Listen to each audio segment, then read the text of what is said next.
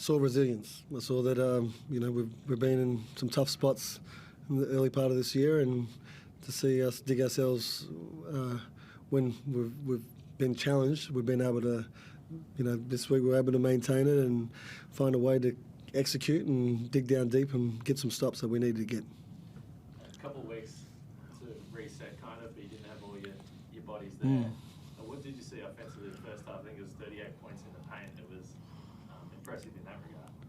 Yeah, well, I think like most teams, you got size and ability to do some different things, and I thought the best way to attack early was to continue to keep the ball hopping and play through this man right here next to me, and he made some good decisions, some good plays, and again kept the floor open, and it opened up a few more open shots, and Drim got going, and so definitely playing a little more patient and moving the ball a little bit more helped. It's probably a pretty broad answer, but how does the offense change from last time we saw you to now? You mentioned Rob, but then what's the I think you can put it into a few sentences, I'm not sure. Well, really I can't. I mean, that takes time. Like, as you know, we're still trying to find our groove same as Melbourne. So, we're missing players, as is Melbourne. And so when you're two teams trying to still find your identity or continue to build on what you see your vision as being an identity, we're not nowhere near a finished product, and glad that we were able to grind this one out on the road and come away with a win.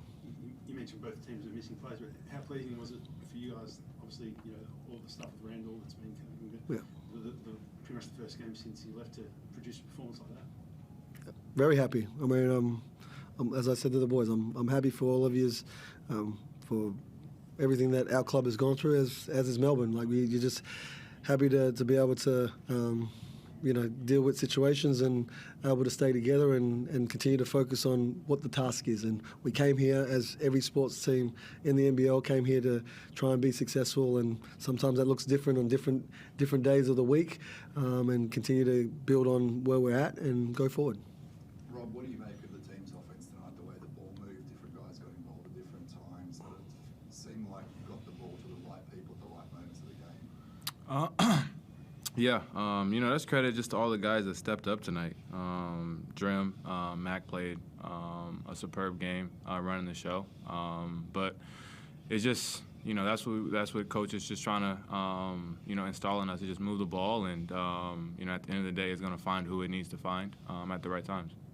And CJ, was the decision to start Drim tonight, is that something you think you'll stick with for the time being until you potentially find a replacement for Craig? Was it matchup based? There's been some talk of Sunday maybe starting at times. How do you see You heard that?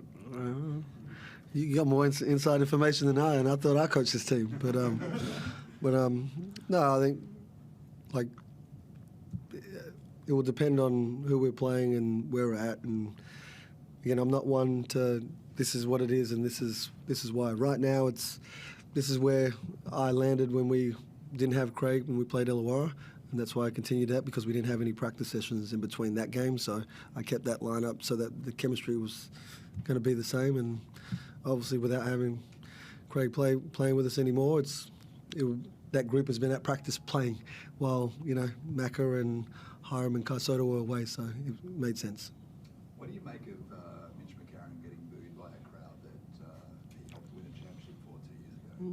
I don't think anything. I've played on many teams and I've been booed no matter what, and I've won in a lot of those arenas, and so it's part of the game. I think the maturity of Macca, right, they recognise you. You're playing. You're a major piece to a team. So for him, it's just honouring him, and he continued to dice this team and give what he needs to give for us to be successful, and it was great. It was great.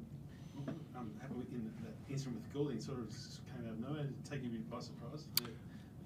Yeah, when I didn't know I hit him until I seen the replay. I'm just being a competitor, trying to get the ball, and unfortunately it was incidental contact, but I didn't even know I hit him until I seen the replay. CJ, the Isaac Humphries announcement yesterday obviously went right around the world. What did you make of his decision to make the announcement, and what sort of role, if any, did it play in Adelaide's build-up? Did it get mentioned at all? Yeah, I mean, we heard straight away. We love Isaac. Isaac played for us. He's part of our family, as well as he's part of the NBL family and the Melbourne United. Currently, right now, he's a United guy. But him coming out, we're proud of him. I'm happy for him taking control of his life. And I thought his time with me, I thought our organisation did an amazing job embracing him and trying to help him through. He went through a lot of injuries, and that was also a downtime for him, I believe. But I thought the support from our club and our team, that was amazing. If you ask him, I'm sure he'd tell you, because that's what he told me. But yeah, as a coach, and I love him. I can't say enough about Isaac, and happy that he's happy. Did it sort of feel good to be able to be the first team to play against him, just to sort of, I guess, be the first ones to just sort of get around him from the other side of the fence? I mean, on that note, it wouldn't matter who we were playing against. We needed to focus. Again, I'm about us. But him announcing the way it happened and what unfolded the week before with Craig, and then how this unfolded, and then we're coming here, it was laid out the way it was supposed to lay out. So I mean, we're all here talking about it, and yeah, it's amazing for him. But right now, I want to focus on us and moving forward. I guess just from a player's perspective, what do you think that might do for players going forward, I guess? For him to step up and say that, and it's going to bring a lot of more people to have that confidence to come out and just get that monkey off their back. We're happy with Sotto's performance, not only tonight but during the fever break for the Philippines in the past couple of weeks. Definitely, Kai's been great. Again, we've had some conversations of his role and where he's at and what I need from him, and I think bit by bit he's continued to shine. And again, I got a little. I probably should have played him at the end of the game, and I'm here telling you, but it's just reality of, as a coach, keeping one hat on of making sure we come away with the win. Right at the end of the day, we're here to keep moving up the ladder and have that number tick over on the W column. And I know that Kai plays a role in that, and he did tonight again. And I thought his efforts were amazing. And Hiram Harris, Karen Galway, both got 0 minutes. Is it hard to find minutes in the rotation for them at the moment, or? Yeah, I think, Hiram was away, so not practicing with the group and where we were at.